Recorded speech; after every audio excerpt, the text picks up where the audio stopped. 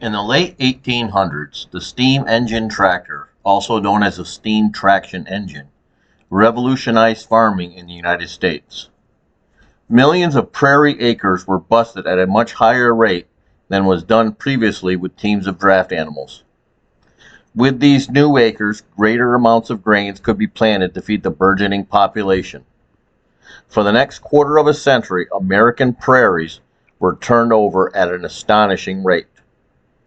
From 1880 to 1890, a mere decade, 50 million more acres of Midwestern prairie was turned by plow. The vast majority by plows pulled by steam engine tractors. These 50 million acres represented almost 10% of the entirety of American farmland. By 1920, almost a half a billion acres of farmland was being plowed on a regular basis. That's equivalent to the area of 3 Texases. An impossible feat were it not for the steam tractor. The immense low RPM torque of steam tractors allowed the largest of them to pull 30 or more plow bottoms. Most steam tractors in use at the time, though, could pull 6 to 7, which was still a vast improvement over a team of draft animals. Not only were the steam tractors instrumental in taming prairie sod, they were also extensively used as stationary power by custom threshers who traveled from farm to farm threshing oats, wheat, and other grains. Being expensive for the time, custom threshers could recoup the cost much faster than an individual farmer. It wasn't unheard of, though, for a group of farmers to pool their resources and buy a shared-use steam tractor. There were near 100 companies producing steam tractors in the United States during their quarter-century heyday, with J.I. Case being the largest manufacturer. The advent of the internal combustion engine, which led to lighter and less expensive tractors, led to the steam tractor's demise.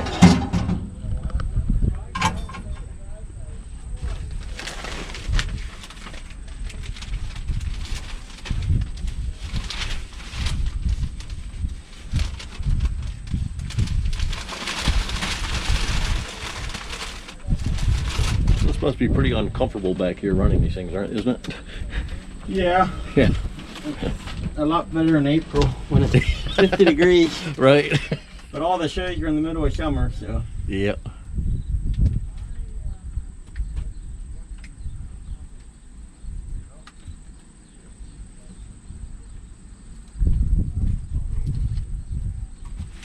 So is the water on top of that?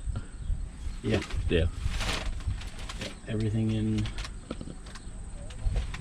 Over up there? there's Yeah. water.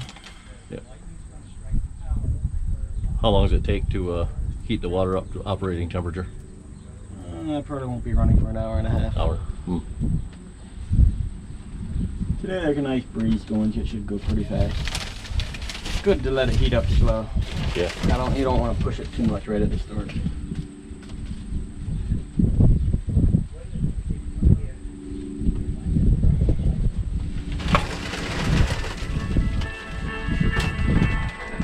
Now, is there circulation in the water as you're heating it up? No. No? So it has to heat up the whole Yeah.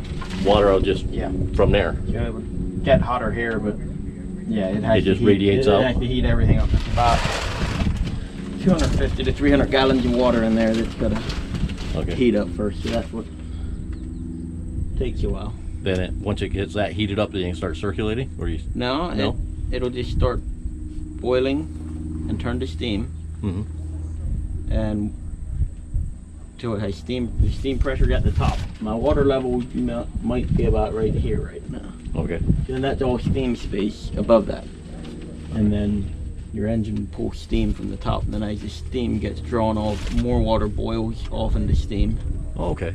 Yeah. and then you have to keep adding water. So the water, how do you add the water? Is it pressurized once it goes, or? Usually Or is the it steam just- pressure of the engine to Okay. create a. Yeah. This one also has a pump, a mechanical pump. as well. Okay. Not all engines do that.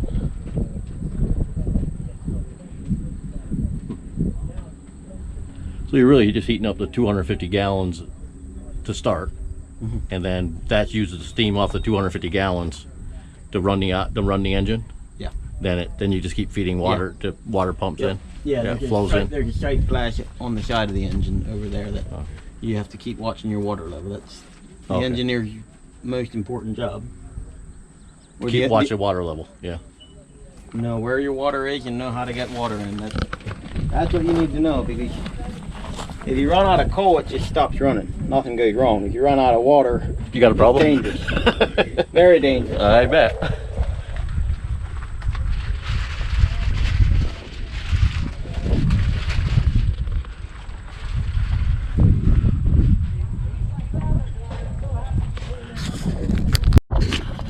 Right here would be your water level.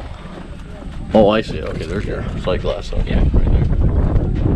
All right. So that water level is just right to there then? Yeah. It's all the way across here. Okay. Interesting. I think I see fire. Yeah, right here is the crown sheet, or the top of the firebox level. Okay. You need to keep that covered with water all the time, Okay. because the fire is right against that. If the water level drops below the crown sheet, the steel will start glowing and weaken, and all the pressure can... Oh, that's probably not good. Yeah. No, here's your little, if you need to check the fire, you can... There's not a whole lot happening right now, because it's a little wood fire. This is all belt or chain driven? The steering? Yeah. Well, it just wraps around that. Oh, it just wraps. There. Oh, okay. Ah.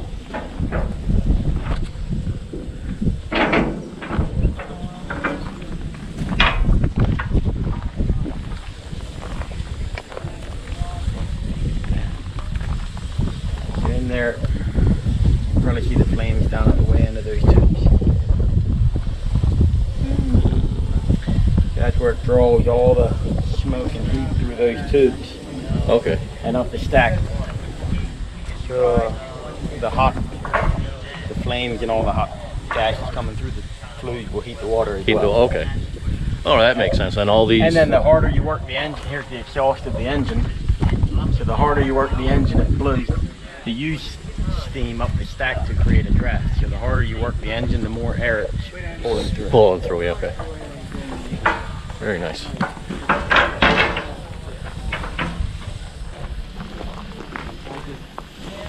Do these have a horsepower rating on these, or? Yeah, this one would have been what they call a 65 horse. 65? horsepower. Now I put it on a dyno already off the belt. I got about 94. 94. But where their 65 horsepower rating comes from, the boiler size to create a continuous 65 horsepower all the time. Now I was running at 90 horsepower. I was using steam faster than I could make it. So I can run that for less than 5 minutes actually, before the pressure starts dropping. Yeah. But at 65 is where it would be. That's a steady horsepower. Yeah. Okay. Highlighted here in this video will be a 1915 JIK steam engine tractor. Rated at 65 belt and 40 drawbar horsepower. It had a maximum speed of 2.4 miles per hour and weighed in at 20,600 pounds empty and in the neighborhood of 26,000 pounds loaded with coal and water. I hope you enjoy this close-up look at one of these revolutionary machines as it gets fired up to power a sawmill at Big Spring Farm Days.